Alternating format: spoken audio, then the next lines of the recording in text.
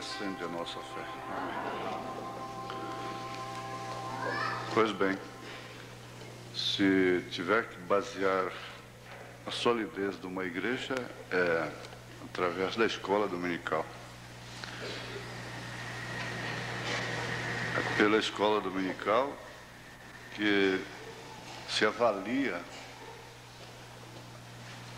a firmeza e a constância dos membros. Porque vocês sabem, é na escola que tem que sair os ensinamentos,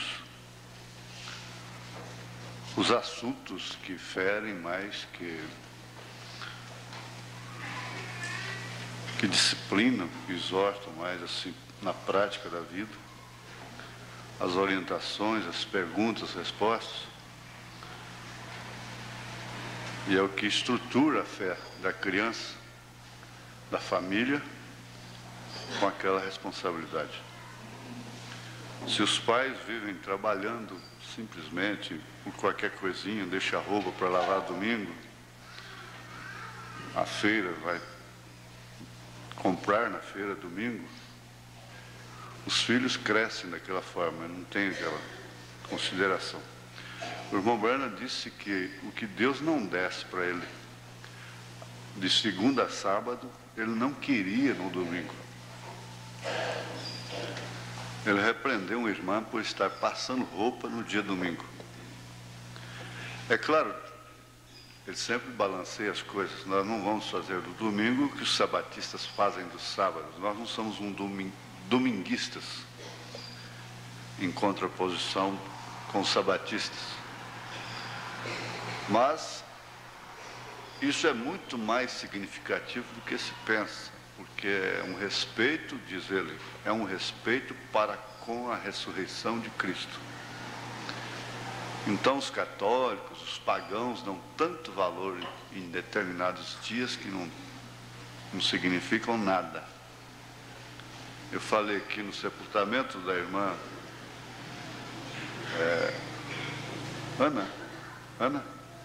Maria Eva, a irmã Eva Teodoro. Eu disse, pois bem, hoje, dia 1º, dia de Todos os Santos. Agora, daqui a uns dias, o país todo para comemorar a Aparecida. Cada dia nessa nação tem municípios parados por causa de padroeiros, santos, né? Santos, entre aspas. E depois tem o dia de Todos os Santos. Aí vem o dia de finados. Ora, é certo, o irmão Branham às vezes levava flor no túmulo, mas isso não tem dia certo. E eles fazem mais, a civilização fazem mais assim, o dia que faz aniversário da morte da pessoa. Não um dia estabelecido por Roma, para assim fazer um comércio de velas e o povo gosta de comes e bebes, e gosta de comer, gosta de festa, né? Festa de Trindade, festa da Aparecida, festa de Bom Jesus da Lapa. Não sei como é que eles não criaram um mau Jesus ainda, porque tem Bom Jesus, né? Então, eles dão tanto valor e tanta consideração, enquanto outros caem no outro extremo. Ele diz assim, agora, existem casamentos errados? Existem, claro. É onde a gente pensa, pessoas que viajam longe, elas viajam de longe para ver um grande dom. Um dom, por exemplo, Billy Graham. Ele arrasta multidões. Jim Swagger foi o homem que mais varreu a terra nos últimos dias em evangelismo. Agora o último escândalo dele é filmaram ele bêbado, completamente bêbado. Mas o irmão Branham diria, ninguém fez o que ele fez. O irmão Branham sempre olhou por esse lado. Ele varreu a terra. Parece que foi a última evangelização que a terra sofreu. E como pregador, eu, irmão Luiz Mendes, e qualquer bom pregador que você já viu, fica pequenininho perto dele. Aquele sim é um dom. Billy Graham, o Papa, pessoas viajam longe, choram. Outro dia eu estava vendo na televisão, pessoas chorando por causa do Papa. Eu disse, mas quantas vezes eu já vi gente chorando ao me ver? Mas quantos anos que eu te ouço no rádio?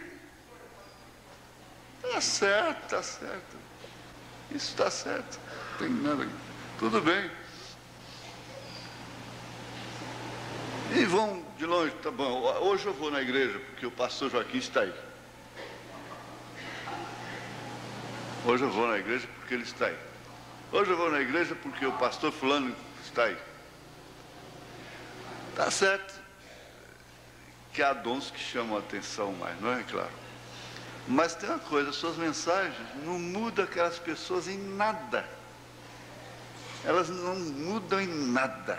Apenas reconhecem, elogiam, admiram e até se deleitam com um dom. Mas aquele dom não faz nada por elas. Não muda a vida, não se arrepende, não chora, não converte, não muda a rotina de jeito nenhum. Apenas é apreciar, se deleitar. Só isso, não é nada. Então, é que eu digo, o mais difícil, você sabe, o mais difícil é cuidar da sua casa, mantê-la em ordem, manter seus filhos em ordem. Você que tem que bater, não é a titia, não é a vovozinha boazinha, né? É você que faz chorar, você que aborrece. Por isso o irmão Branham disse, às vezes eu faço as pessoas rir, eu aborreço as pessoas e eu faço as pessoas chorar. Ele diz, o irmão Neville é incapaz de mandar uma pessoa se assentar, mas já eu sou. Ontem eu estava ouvindo, foi ontem, anteontem, a Rádio Brasil Central, e a mulher disse assim, o Ariano, ele é bruto, ele é mal educado. Falei, é mesmo, sério, eu sou de Aires, né? O irmão Brenner disse, ele também era de Aires, ele disse, eu estou sempre ofendendo as pessoas, o irmão Neville é incapaz de ofender uma pessoa. Eu estou sempre ofendendo as pessoas. Agora, ela falou uma coisa lá depois, que aí me consolou, porque ele disse, só tem uma coisa, que ele é bruto, mal educado, grosseiro, mas não é rancoroso. Ele te ofende, daqui 2 minutos ele já esqueceu aquilo, já acabou. Às vezes a gente vê que o signo da pessoa tem uma certa influência. Como eu pretendo, há um pastor que ele foi astrólogo. E ele, lá em Manaus, ele combinou a astrologia com a mensagem, deu um estudo para nós lá. Até ele, no fim, ele mostrou que Ares, Jesus era de abril, o irmão Branham era de abril, Joaquim Gonçalves era de abril, e que Judas era de Capricórnio, e Judas e Pilatos eram de Capricórnio. É um bodão para resistir o carneiro. Mas eu penso assim, um dia, num encontro assim, se der certo, eu quero que o irmão, aquele pastor, se houver uma direção, ele faça um estudo dentro desse quadro, mas ele fez biblicamente e mostrando na mensagem, quando o irmão Branham dá bases suficiente para isso, né? Nós não vamos nos meter a ser astrólogos aí e dirigir a nossa vida por signo, né? Por horóscopo. Você vai quebrar a cabeça. Então, é a coisa. Você que tem que pôr ordem na casa. Então, você às vezes tem que ficar mesmo um pouco antipático, você vê. Não há presidente da República que se possa consertar nação nenhuma, mas muito especialmente o Brasil. Não há. Porque qual o presidente que pode governar uma nação sem ofender, sem contrariar, sem machucar, sem sacrificar? Não tem jeito. Não há conserto para as nações mais. Porque diz, quem tem poder manda, quem tem juízo obedece. Não é? Isso é certo. Quem tem poder manda. E o profeta chegou a dizer que era muito melhor um ditador, ou seja, um rei justo do que esse congresso aí, esse mundo de gente aí, só criticando e acusando e barrando. Pode subir o homem com a maior boa intenção lá, hein? Os deputados, os grupos políticos, os empresários não deixam aquele homem governar. Não deixam. Porque tem outra coisa também, nós somos ignorantes acerca do que se faz numa nação. Há muitas coisas, vocês entendem. O político demagogo, aliás, todo bom político tem que ser demagogo, todo líder, ele tem que explorar essa parte. Mas o extremamente, o que se baseia somente em demagogia mesmo, ele só faz coisa que o povo vê. É estádio, é asfalto, é praças, é coisas assim. Tudo bem. O povo se beneficia.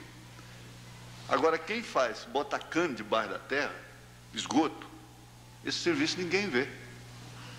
Porque a terra cobre, ninguém está vendo.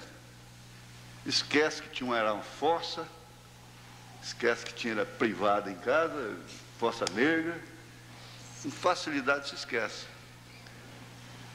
O governo faz muitas coisas, está fazendo, que o povo não percebe, não sente.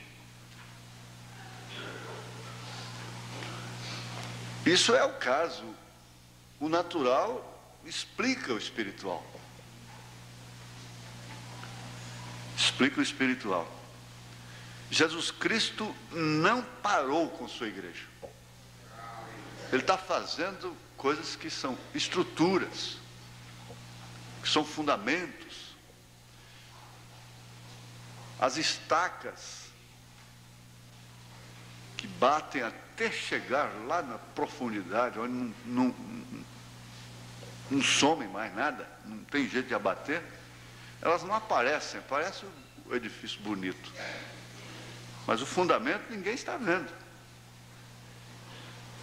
Por isso que a fé é o firme fundamento das coisas que se esperam e a prova das coisas que não se veem. Que não se veem.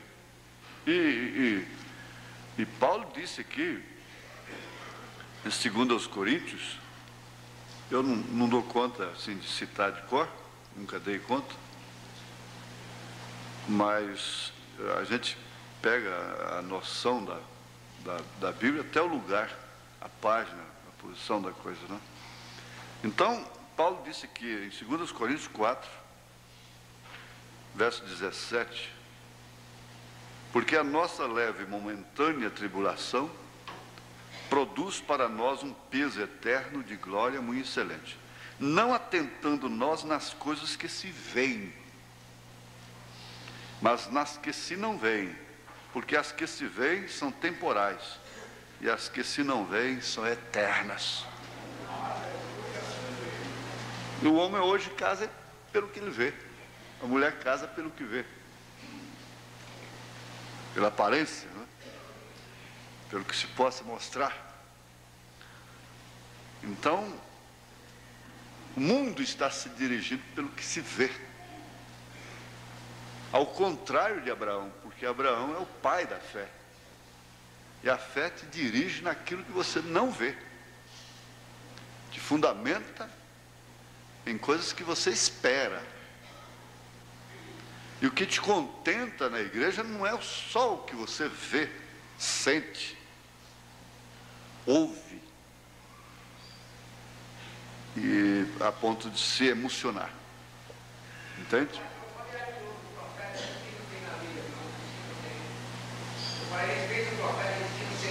Ah, não tem profeta na Bíblia. Mas vamos aqui então.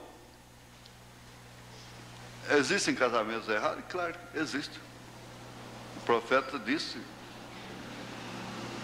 Perguntas e respostas, número 3, parágrafo 121. 121. A noção, você pega a noção, eu estava vendo um Carlos trabalhando com as crianças aí, isso aí não é perdido. Esse tempo é o tempo mais proveitoso que elas têm. Deixa até mesmo se tem alguma coisa para a criança não entender na hora, como criancinha, mas pode deixar que ela tem um gravadorzinho lá dentro. Ela tem um gravadorzinho lá dentro que grava aquilo. É o que a Xuxa está alienando as crianças, a mamãe do Brasil. É um gravadorzinho lá dentro. Então, quando você vê essas menininhas de 5, 6, 7 anos, já com essa sainha justinha, barriguinha de fora, e a sainha piada, curtinha, você já está vendo a miniatura ali do que ela vai ser, porque ela já cresce acostumada com aquilo, com aquela ideia. Ela já cresce daquele jeito, cabelinho cortado, coisa e tal. Ela não tem temor, mas depois.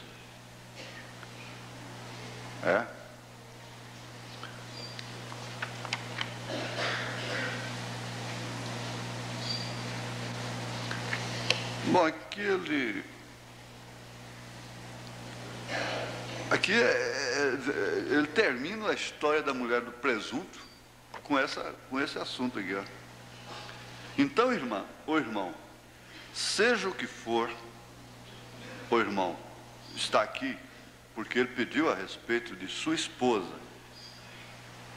A coisa não andava bem com aquele irmão. Preste bem atenção. Você simplesmente seja sal. É a resposta que o irmão Branham te dá. Você que tem problema com esposa, você que tem problema com marido, problema conjugal, que aliás é o problema do mundo. Você simplesmente seja sal. Ela terá sede se houver qualquer coisa nela que a deixe sedenta. Se ela não tiver muito encharcada, não é?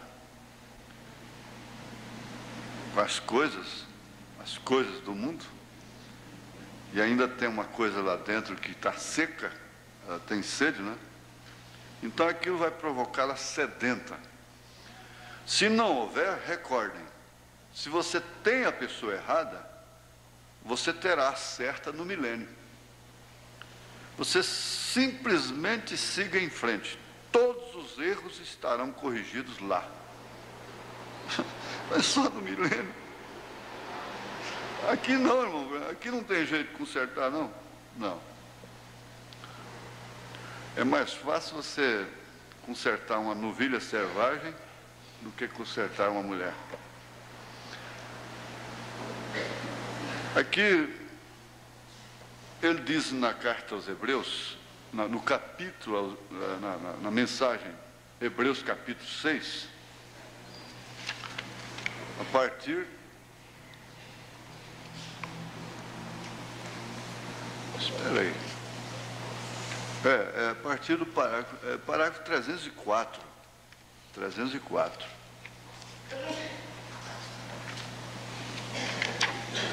Hebreus capítulo 6, segunda parte.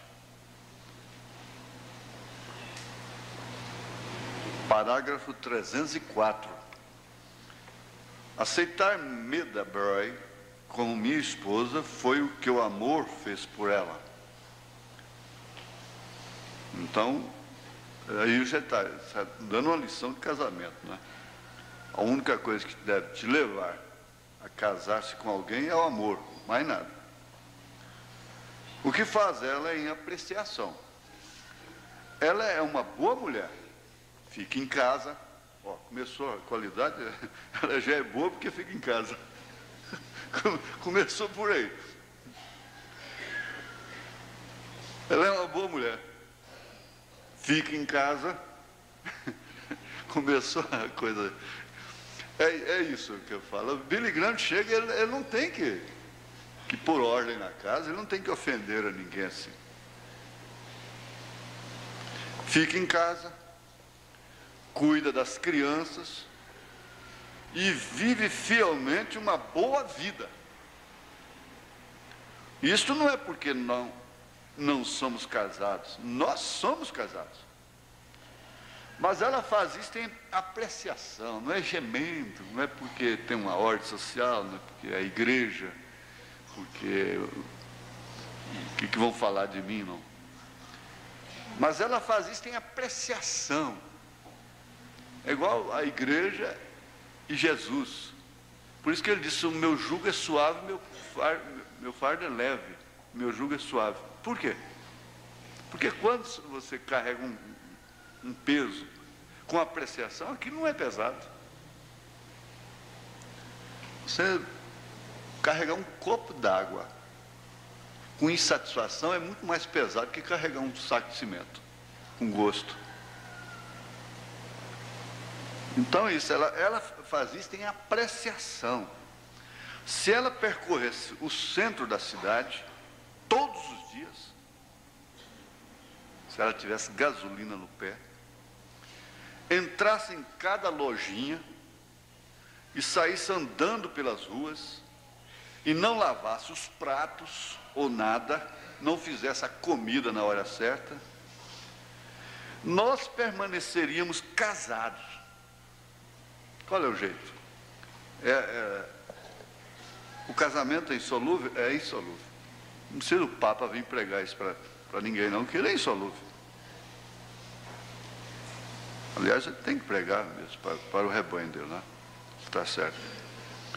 Então, ele diz, nós permaneceríamos casados, mesmo que se ela não fizesse nada disso. Absolutamente. Quando fiz meu voto, aquilo ficou estabelecido. Ela é minha esposa enquanto houver vida em nós. Ela é minha esposa. Este é o meu voto, eu votei diante de Deus, diante do povo e dela. Mas que apreciação ela demonstra por isso? Ela fica em casa, a casa é lenitivo para ela, é bom para ela, é um ambiente gostoso, não é cansativo. Ela fica em casa para cuidar das crianças e busca ser uma verdadeira esposa.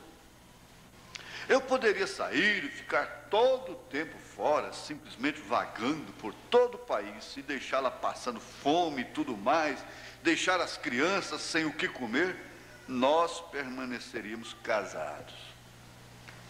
Então você que ainda não casou, fique sabendo o que é casamento. Até mesmo se ela se divorciasse de mim, eu continuaria casado enquanto houvesse vida em meu corpo.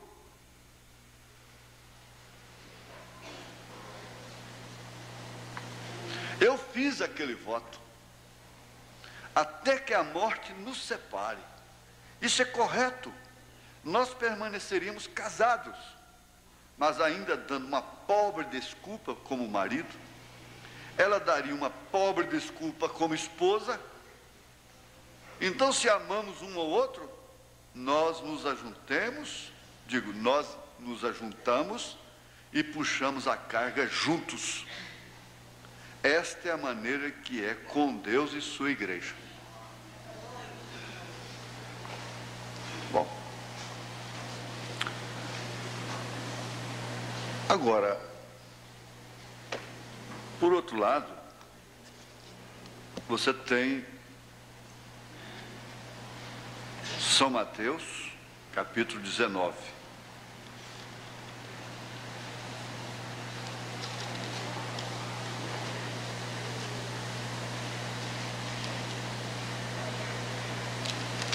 Ou seja, capítulo 19 mesmo, acerca do divórcio. Vamos ver aí do primeiro versículo. Eu tinha que terminar essa mensagem hoje, Cristo, mistério de Deus revelado. Mas a escola pediu, né? E aconteceu que, concluindo Jesus esses discursos, saiu da Galiléia e dirigiu seus confins da Judéia, além do Jordão. E seguiram-no muitas gentes e curou-as ali. Então chegaram ao pé dele os fariseus, tentando-o e dizendo-lhe: é lícito ao homem repudiar sua mulher por qualquer motivo? Quer dizer que há motivo. Esse motivo foi observado pelo próprio profeta, que diz que não há jeito, não há meio. Ele, porém, respondendo, disse-lhes: não tendes lido que aquele que os fez no princípio, macho e fêmea os fez? E disse: portanto deixará o homem pai e mãe, e se unirá à sua mulher, e serão dois numa só carne. Então, se você não quer deixar pai e mãe, não te cases, fica com eles. Se você não quer deixar pai e mãe, não te cases, fique com eles, tanto de um lado como do outro. Assim não são mais dois, mas uma só carne. A coisa é mais séria do que a gente pensa. Portanto, o que Deus ajuntou, não separe o homem. O que Deus ajuntou. Disseram-lhe eles: então por que mandou Moisés dar-lhe carta de divórcio e repudiá-la? Disse-lhes ele: Moisés, por causa da dureza dos vossos corações, vos permitiu repudiar suas mulheres, mas ao princípio não foi assim. Eu vos digo, porém, que qualquer que repudiar sua mulher, não sendo por causa de prostituição, e casar com outra, comete adultério. E o que casar com a repudiada também comete adultério. A coisa já era tão difícil que os discípulos disseram: se assim é a condição do homem relativa à mulher, não convém casar. Ele disse: nem todos podem receber esta palavra, mas só aqueles para quem foi concedido. Pois bem, aí então vem as referências e demais. Você já está entendendo que você não está obrigado a viver com a mulher adúltera.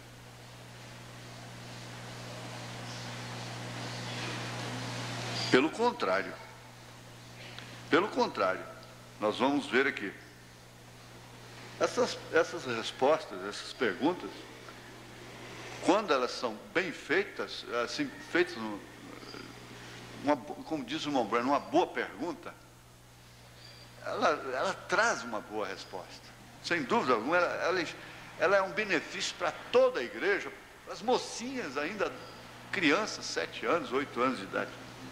Ela já vai crescendo, levando a coisa a sério, porque lá fora está tudo, nada mais. Então, o profeta ele foi tão além, foi tão profundo na coisa, que ele chegou a dizer, nessas referências, por exemplo, ele disse: e uma mulher que corta o seu cabelo, desonra a sua cabeça. E não é nem mesmo é uma coisa pecaminosa para uma mulher fazer uma oração com os cabelos curtos.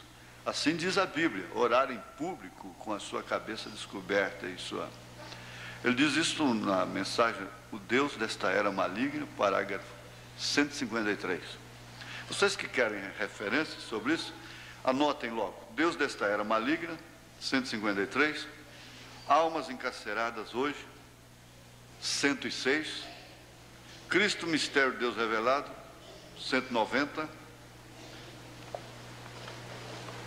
Demonologia, Estado Religioso, 226. Isso apenas umas 4 aqui, não é? Às vezes as Assembleias de Deus que permitem que as mulheres cortem o cabelo, mas lhes impedem o uso de maquilagem. Isso não é coisa que está escrito lá na Bíblia, não é? Não pintará seu cabelo, não faça isso. Agora, a mulher que corta o cabelo, diz, olha, porém, há uma proibição na Escritura quanto ao corte do cabelo. A Bíblia diz que uma mulher que corta o cabelo nem sequer é apta para orar ante Deus. E também diz que o esposo tem direito de repudiá-la e deixá-la só se faz tal coisa. Correto. Quando ela faz isso, se apresenta ao mundo como uma mulher má. A irmã, o irmão percebe que às vezes a coisa mais difícil que tem é ter filhos hoje. Você vê uma filha de 12 anos, já é uma adúltera, pela maneira que ela se veste. Ela é cobiçada, menina já de corpo feito, vestindo essas sainhas apertadas, retalhadas e coisas assim. Só um homem doente que não vê o que causa aquilo. Uma mãe doente que vê o que causa aquilo para mostrar. Minha filha, você é tão nova, e você pensa que vai responder por adultério é quem deitou na cama com um homem? É quem deitou na cama com uma mulher? Isso é a lei, isso é fariseu. Isso é a lei, é a ordem social. Diante de Deus, muita gente está condenando os adultos aí, vão ser julgados como adúlteros. Romanos 2, né? Romanos. Pregando contra aquilo e cometendo aquilo. Condenando aquilo e cometendo aquilo. Então, isso é que é o mais difícil. Isso não emociona, isso não dá gritos. Por isso que o irmão Branham disse, é esse tipo de coisa. É que completa o quíntuplo de Efésios. É isso. Você vê que não é uma exigência, não é um legalismo, é uma conscientização, é encarar uma realidade. Eu falei lá, junto com a irmã, que nós sepultamos sexta-feira, estava a sepultura de uma jovem de 22 anos de idade. Ela estava na idade bonita, né? Nos anos dourados, né, de uma mulher.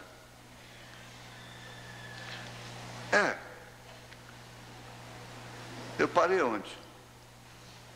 Ele pode repudiá-la. Agora vou repetir isto, vou dizê-lo agora para que fique bem gravado.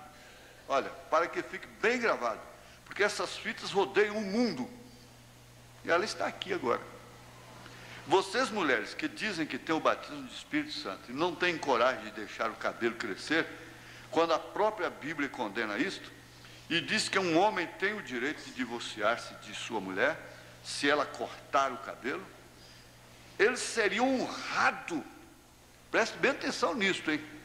Ele seria honrado ante Deus ao fazê-lo, ao repudiá-la porque ela cortou o seu cabelo. O irmão Rinaldo falou aqui sobre uma música, uma moda, não é? Aquela moda sertaneja, a caipira de verdade, a sertaneja de verdade, porque isso que está aí hoje é uma coisa mais nojenta, é pior que rock.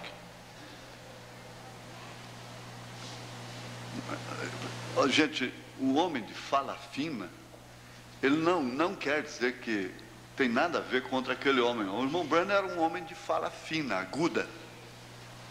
Você pode ver até quando o irmão Ivaldo está falando, faz mais ou menos o timbre da voz do irmão Branham. Eu não disse vozeirão, dicção, não é voz que faz o homem. Mas a maioria desses cantores estão cantando de uma maneira afeminada. Um tenor como Feliciano de Amaral é outra coisa, é uma voz tenor, é coisa completamente diferente. Mas eles não podem ver, o mundo não pode ver que eles são afeminados. São vozes afeminadas. Mulher com voz de homem. Tem mesmo um hino evangélico que eu não sei se é homem ou se é mulher, francamente. E homem com voz de mulher, a voz afeminada. Não tem nada a ver com a voz aguda. Porque tem a voz grave e a voz aguda. Isso é outra coisa muito diferente. Olha, isso, ele disse que isso fique bem gravado. Ele seria honrado ante Deus ao fazê-lo. Então aquela moda diz assim, que a moça era muito bonita, cabelo comprido, ou cabelos compridos, né, que você hoje deve ter cuidado, andar sozinha com o cabelo solto, dentro do ônibus, que eles estão cortando, matando gente por causa de tênis e por causa de cabelo. Precisa ter cuidado.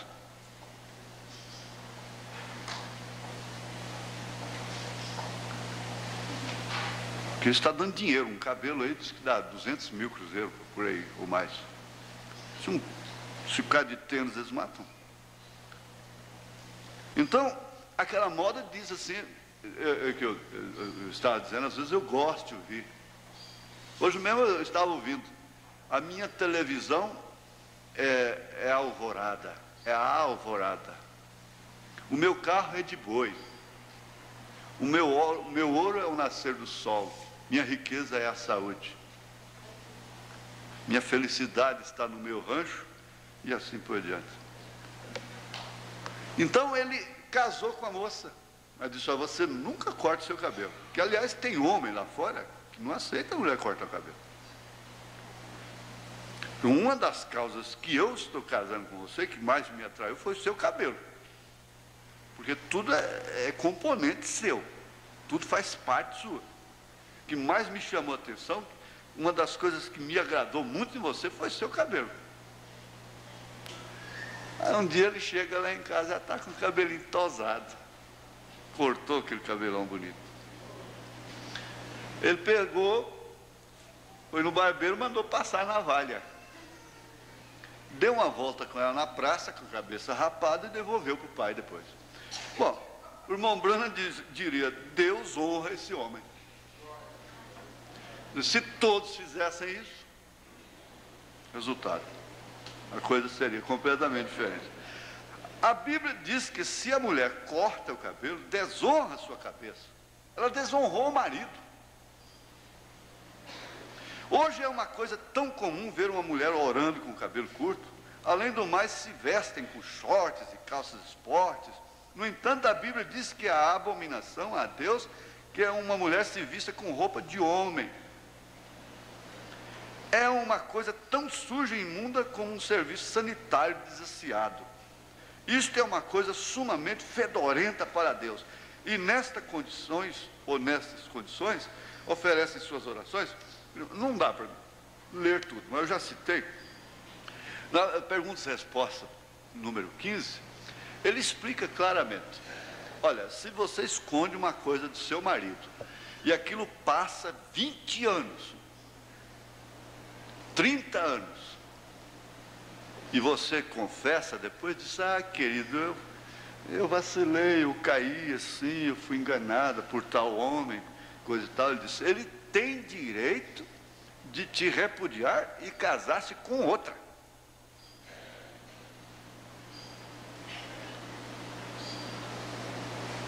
Agora, tem jeito de consertar?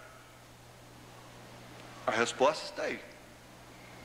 Quando se trata do casamento preservado da maneira, dentro desses parâmetros, não há meio. Não há meio. Então eu falo porque constantemente nós estamos recebendo pessoas tanto de um lado como do outro, com problemas que às vezes a gente pensa, está insuportável, não dá mais. Aí então você, o que vai fazer? Vai a 1 Coríntios 7, de se separar, que fique sem casar, e assim por diante, não é? Eu acho que isso aqui é o suficiente. O irmão tem sido diácono aqui conosco por vários anos. E ele comunicou aos diáconos, aos seus colegas, que vai se assentar. Quer dizer, hoje os diáconos podem fazer isso com mais liberdade, com mais segurança, né?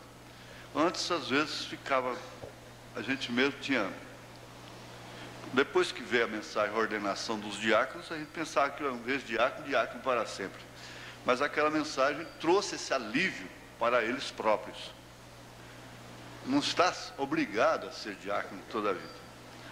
Oxalá que todos os pastores tivessem, os pastores bem entendidos, que são chamados desde o ventre.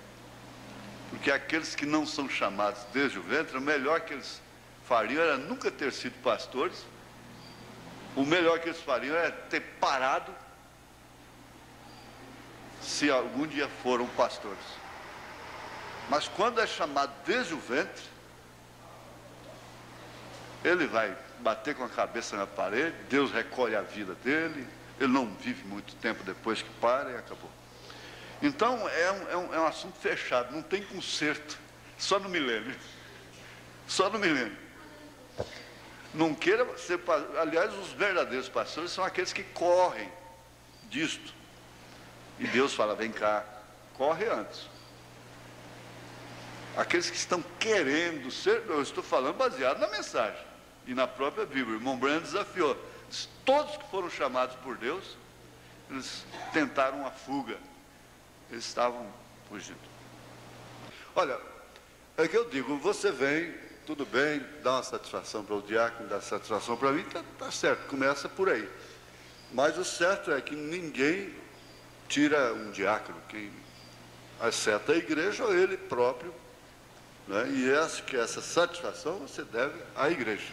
Porque afinal de contas você é querido na igreja, a igreja te ama, gosta do seu serviço, todo ministério gosta, e então acho que isso não é uma formalidade apenas.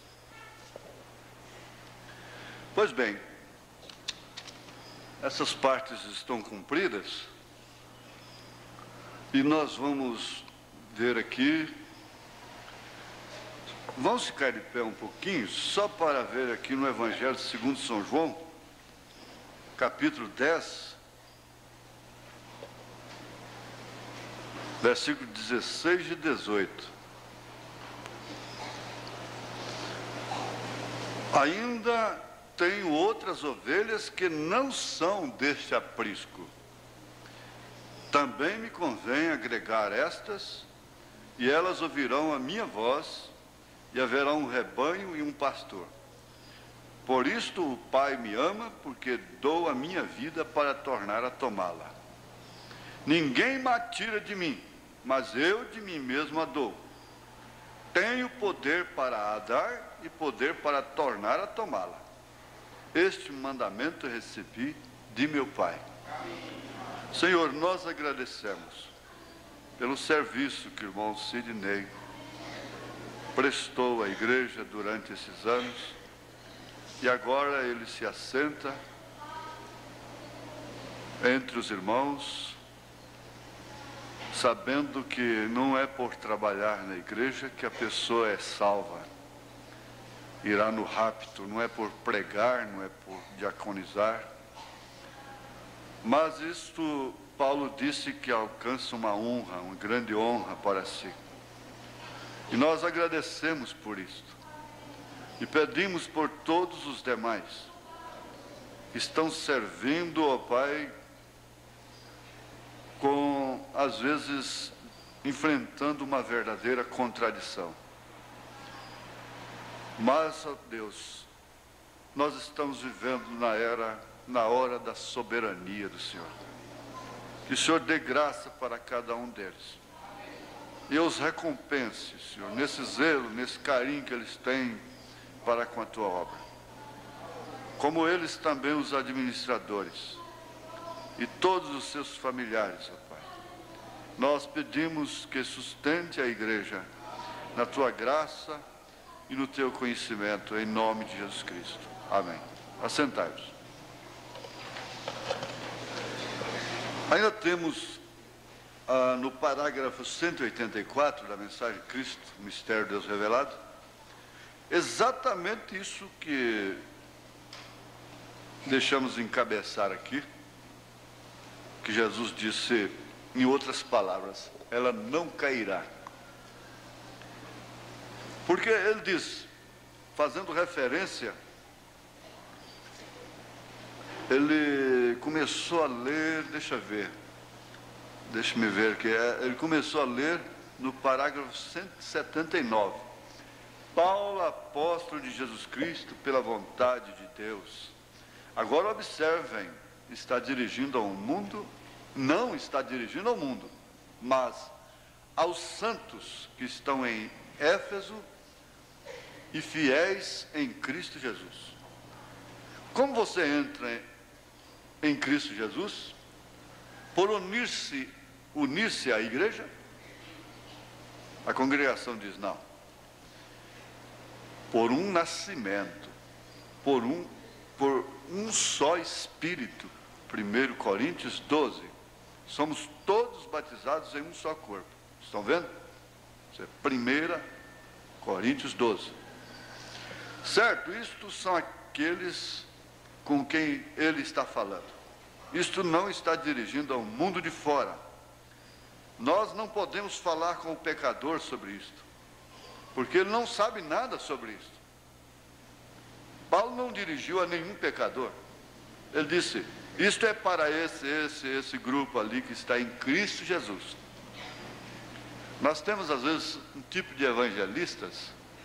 Esses evangelistas, eles querem que pegue um pecador que nunca soube nada sobre salvação, ele já quer pregar os 7 trovões e as coisas mais difíceis, a terceira puxada. Então temos isso no mundo. E a pessoa fica aérea, nem sabe do que se trata. O irmão Branham disse, como você pode falar de álgebra com uma pessoa, sendo que ela não sabe nem o abecedário, não aprendeu nem o ABC. Então é isso que ele mostra aqui. A vós, graça e paz da parte de Deus, nosso Pai, e do Senhor Jesus Cristo. Bendito Deus e Pai de nosso Senhor Jesus Cristo, o qual nos abençoou com todas as bênçãos espirituais, onde? Nos lugares celestiais em Cristo. Lugares celestiais. Oh, como eu desejaria que eu tivesse tempo. Aqui eu o tenho marcado bem aqui na minha Bíblia, sobre lugares celestiais.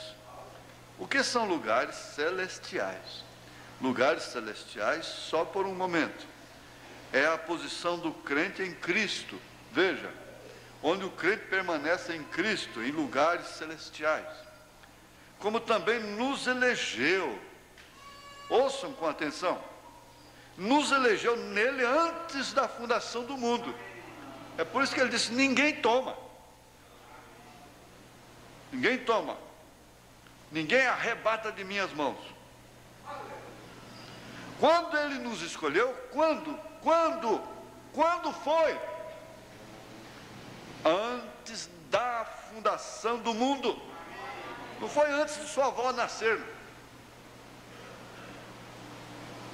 Seu avô nascer, seu pai, você nascer. Isso seria muito, né? Mas é mais ainda. É desde antes da fundação do mundo, quando ele se deu o seu grande mistério oculto, seu grande segredo. Irmãos, é por isso que o irmão Branham não fazia alvoroço. Ele disse, um cristão não faz alvoroço com o que acontece, com o irmão fulano, com a irmã ciclana, com o que aconteceu. O irmão Branham não fazia alvoroço. Ele chegou a dizer: se Deus tirar a mão de misericórdia de mim, eu entrarei por um caminho pior. Agora, ninguém mais do que ele, com São Paulo, tinha consciência dessa predestinação, dessa eleição. Jesus disse: ninguém pode arrebatá-las da minha mão. Ninguém. Você pode ter um filho rebelde, mas aonde ele for, ele é seu filho. É o sangue. Não tem jeito. O filho pródigo estava lá, mas ele era filho. E as circunstâncias da vida, as coisas vão fechando para ele. Bom seria que ele viesse pelo amor. Às vezes tem que vir mais pela dor. O profeta tem uma mensagem que a gente vai pregar na hora oportuna. Ele disse: você quer sempre o mais difícil, não é?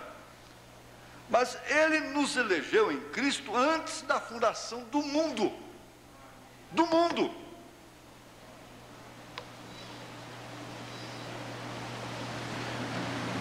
Para que fôssemos santos e irrepreensíveis diante da sociedade. Não, diante dele. Dele. Isto porque ele nos olha através do sangue.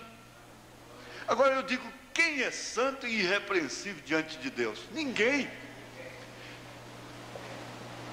Você pode pegar uma criança e criá-la dentro de uma casa assim, feita de concreto, de parede de concreto, 10 metros de espessura, de largura, toda de concreto, e ela nunca ver televisão, nunca ver mulher despida, nunca ver nada disto, e ele crescer, aquela criança crescer ali, viver ali 80 anos, sem nunca mentir, sem nunca roubar, sem nunca matar, sem nunca prostituir, sem nunca fazer nada disto. Aquela pessoa não é santa e não é irrepreensível.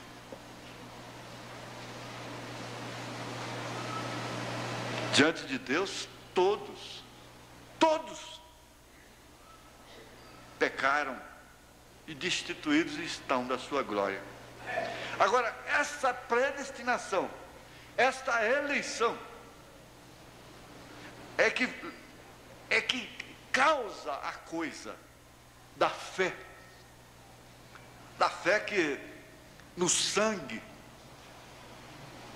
a fé no sangue de Jesus Cristo, no qual você não pisa, tem a diferença, ao qual você recorre, mas não pisa. E o que? Nos predestinou para filhos de adoção por Jesus Cristo para si mesmo, segundo o beneplácito de sua vontade. Então, santos e irrepreensíveis diante dele. É o que eu acabei de dizer. Se você vai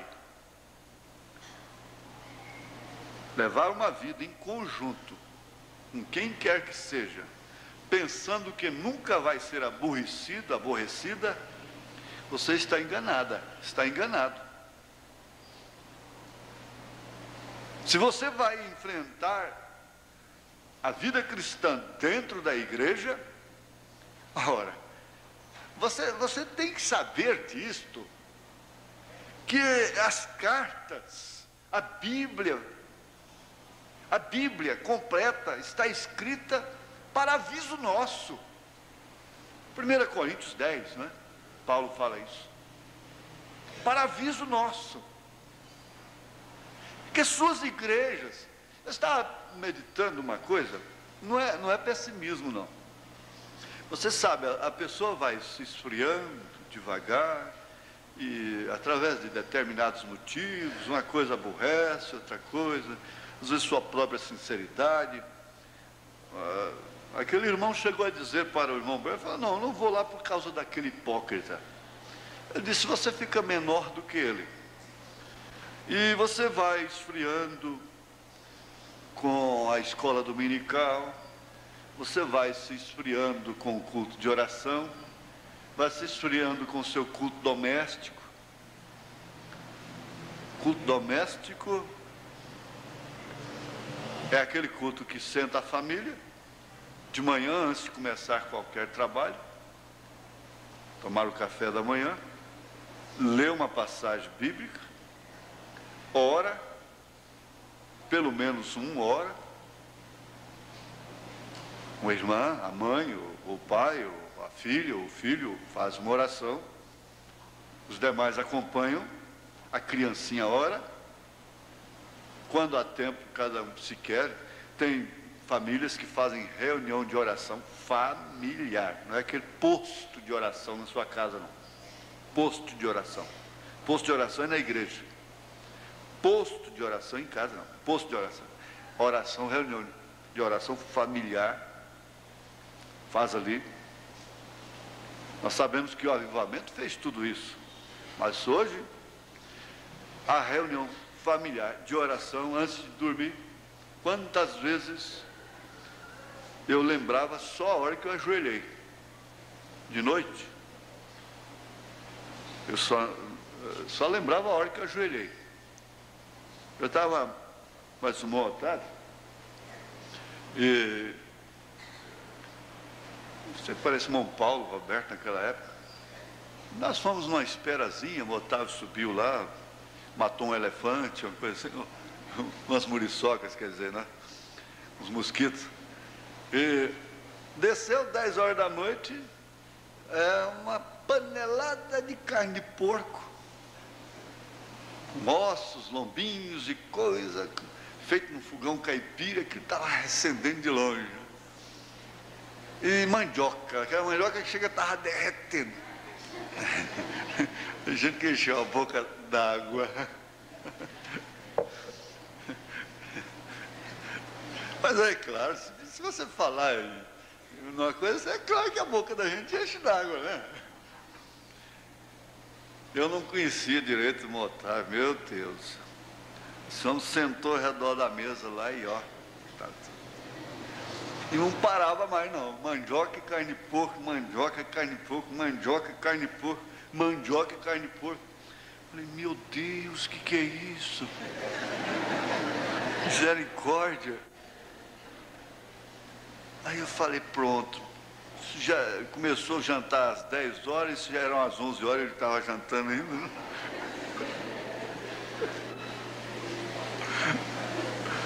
Misericórdia, meu Deus. Espera aí, como é que eu faço agora? Esse homem vai roncar daqui a pouco. O que eu faço? Ah, já sei. Vamos ter 2 horas de oração. E aí li a Bíblia e vamos orar e coisa e tal, e todo mundo ajoelhou, e oração, ora irmão, ora irmã, ora irmão, ora irmã, e aquela reunião de oração fervorosa, né? Fervorosa. Quando terminou a reunião de oração, eu marquei mais ou menos no relógio, uma digestão boa, né? Aí todo mundo levantou. Aí que eu lembro o irmão Manuel, que é administrador nosso aí hoje. Ficou lá. Continuou a oração dele. Né? E não queria parar de orar mais. Falei, mas esse irmão é fervoroso. Gosta de orar, né? Graças a Deus. Ele estava roncando. Estava dormindo. Dormiu ajoelhado. Assim, a minha mãe, uma vez, ela que fechava a igreja, aquela luz de lampião, mas aquele barulhinho assim, gostoso, né? Irmão Wilson lembra desses cultos, não lembra, irmão Wilson? Irmão Wilson, você lembra, né? Mas dá um soninho gostoso na gente, com aquela palestra bem, né? Papai é pobre, mamãe não tem, né? E assim, você vai sumindo. E ali eu sumi. Falei, agora eu vou dormir? Minha mãe não vê para beliscar, né? E eu vou dormir. Quando eu acordei, a igreja estava fechada, estava puro breu, que escuro, eu tinha um medo. Ah, meu Deus, que Que coisa mais, sensação mais horrível do mundo é acordar dentro de uma igreja fechada. Mas é isso, eu estou falando da comunhão doméstica, do culto doméstico, né? A casa, a família que não tem um culto doméstico, ela começou por ali o erro. Você está começando sua família, espera aí, não deixa não. Sexta-feira, por exemplo, nós tivemos aquela mensagem tão gostosa aqui. Às vezes eu insulto assim para alguém achar ruim e começar a vir também, né? Ficar ofendido, falar, agora eu vou, pronto. Agora eu vou, né? Mas eu estava pensando, orando é que não estava, chorando, lendo a Bíblia é que não estava naquela hora, tenho certeza, né? Mesmo olha, gente, não é todo mundo que pode vir na igreja, todos os cultos, é claro. Mas vamos ao fato. Predestinou. Por que que ela não cai? Por quê? Aí está o mistério.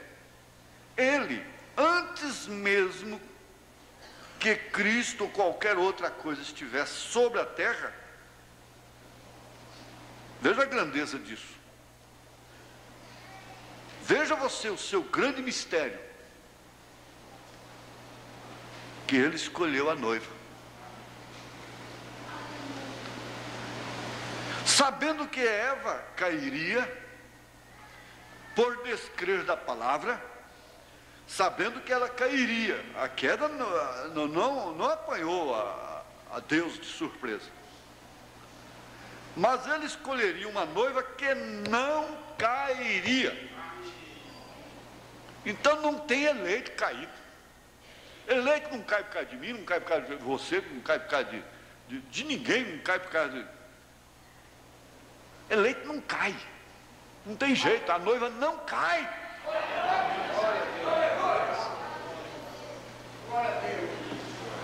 Cai em relação à ordem social. Diante de Deus ela nunca caiu. Ela nunca pecou, para começar. Lê a união invisível da noiva de Jesus Cristo, observando esse prisma. Ela nunca pecou. Porque você perdoa aqui, mas não esquece. Ele disse, pois bem, seu marido pode te perdoar. Ele tem direito de perdoar. Se ele quiser te abandonar, ele pode. Ele disse para aquela mulher. E pode se casar com outra mulher. Agora, se ele te perdoa, se ele te dá, ele pode te perdoar. Agora, se ele te aceita, então seja suficiente dama para nunca mais fazer isto. Nunca mais. Ele disse, isso aí é o perdão. Ele sempre vai se lembrar daquilo. Vai sempre se lembrar daquilo. Passa anos, passa... Quando a pessoa... Irmãos, o amor pelas pessoas, a pessoa entra véu adentro, tem uma fase que você entra véu adentro e você não vê nada. Você fica cego. Isaac ficou cego, ele é o símbolo do amor. Ele é o tipo do amor, você não vê nada. Você não vê nada dos outros, você não vê nada de esposa, você não vê nada de marido, não vê nada de ninguém. A hora que você sai do véu adentro, aí você sente. Aí é a fase mais crucial. A hora que você sai do véu adentro, aí você sente, aí você começa a perceber os defeitos, sentir os maltratos, e aí vem as cobranças de direitos, vem tudo isso. A fase que você estava véu adentro, você disse, mas por que você suportou esse tempo todo assim? É porque ele estava véu adentro. Quando ele sai do véu adentro, ele sente tudo. E parece que é pior. Principalmente se não há uma gratidão, um gesto de gratidão. Mas você perdoa e lembra. Você lembra, mesmo quando você estava véu adentro, você se lembrava daquilo. O homem se lembra. todos os momentos especiais, ele lembra.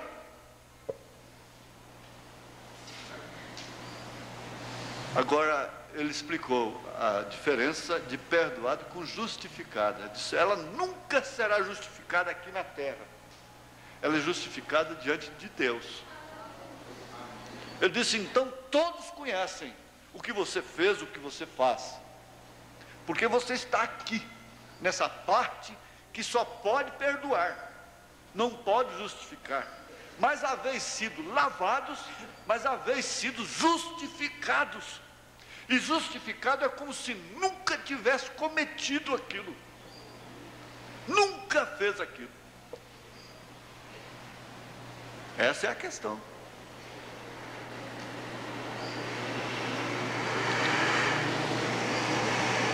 Jesus Cristo, nós já afirmamos isso aqui, ele não abandonou a sua esposa, não.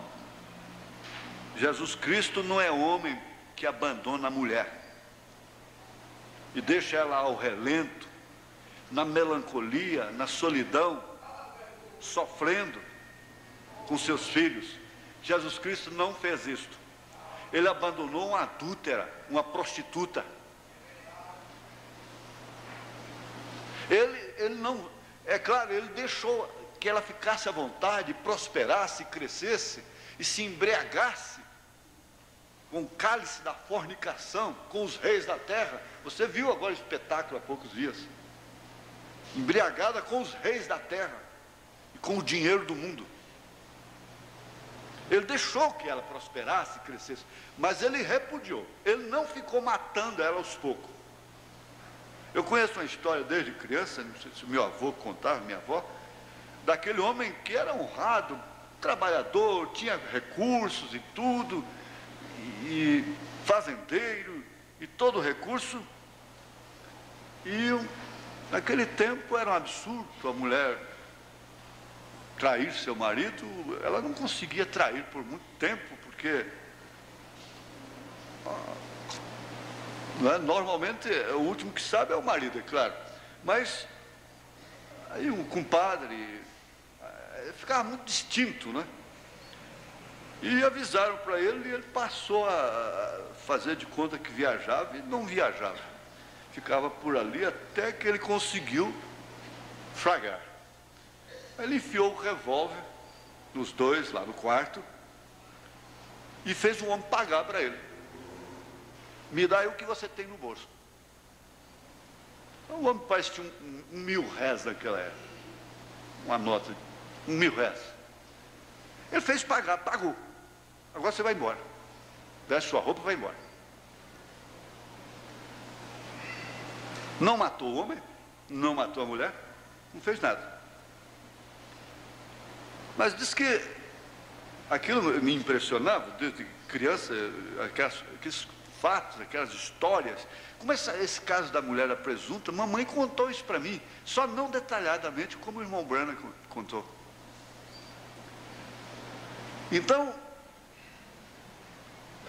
diz que chegava na hora da mesa, ele pegava aquele dinheiro, põe em cima da mesa e dizia, olha aqui, ainda não precisei do seu dinheiro.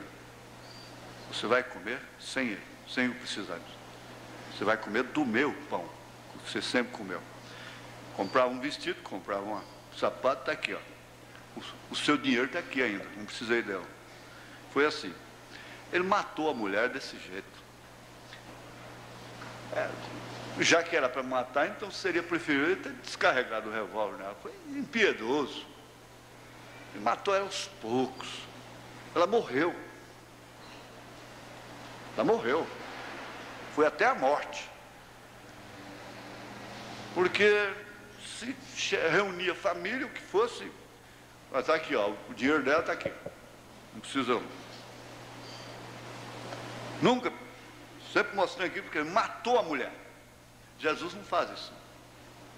Jesus abandonou-as, deixou ela para lá e virou as costas. Ele nunca perdeu sua esposa. A esposa de Jesus nunca traiu a Jesus. Ele sabia que ele não tinha perdido mulher nenhuma. Ele sabia que ele não tinha perdido a esposa. Olha, isso termina esse assunto hoje cravando, salientando, lembrando, reativando a convicção da predestinação e da eleição. Ele escolheria uma noiva que não cairia, que se manteria firme nesta palavra, independente do que todo o resto do mundo tivesse a dizer sobre ela. Eles se manteriam firmes nesta palavra. Eles são predestinados para permanecerem ali, filhos de adoção por Jesus Cristo. Predestinou a igreja para essa grande e gloriosa posição. Agora vem-se o segredo. Esse é o grande segredo. Fiquemos de pé. Te damos graças, ó Pai, porque podemos lembrar nesta manhã, ou pudemos lembrar, através desta mensagem, deste grande segredo da predestinação e da eleição, o cumprimento disto que o Senhor diz em São João 10, que ninguém pode tomar do Senhor, a ovelha que é do Senhor. Aleluia, Senhor, glória a Deus. Por isso é que o Senhor cura a ovelha, o Senhor corrige a ovelha, a tua vara e o teu cajado nos consolam. Aleluia. Unges a minha cabeça com óleo e o meu cálice transborda. Certamente que a tua bondade e a tua misericórdia nos seguirão todos os dias da nossa vida, em nome de Jesus Cristo, amém. Abençoe um ou outro. Assim, o trabalho preliminar, para os que gostam, o trabalho preliminar vai ser hoje em torno do sacrifício de Jesus. Nós não vamos ter o programa do rádio aqui na igreja, bem entendido. Mas o trabalho preliminar começa às 4:30 da tarde. Assuntos e hinos. Irmão Isaías, eu ouvi aqui o irmão Rinaldo. Um minutinho só, irmãos, um minutinho só. Eu vi o irmão Rinaldo chamando uma pessoa para cantar aqui. Ele chamou 3 vezes. Eu falei, e a pessoa não aparecia, de certo, fez a programação, houve algum atrapalho ou esqueceu qualquer coisa. Não pode ser assim. Depois que você estiver aqui dentro, aí você confirma que você vai cantar um hino.